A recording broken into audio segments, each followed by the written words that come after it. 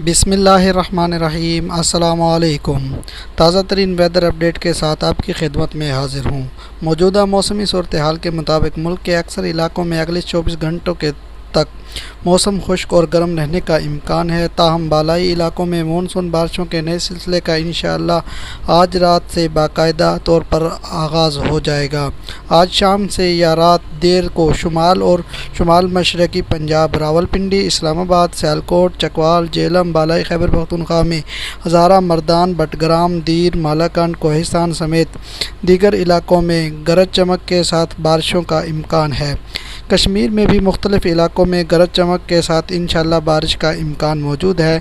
ये सिलसिला कल रात तक मुल्क के अक्सर वस्ती इलाकों तक फैल जाएगा। मुल्क के जनूबी इलाकों में मंगल से जुमा के दौरान बारिशों का इम्कान है।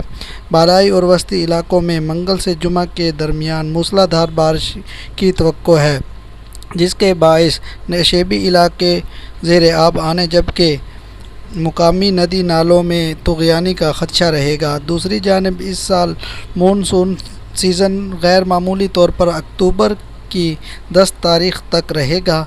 इम्कान है 10 तारीख़ तक रहने का इम्कान है।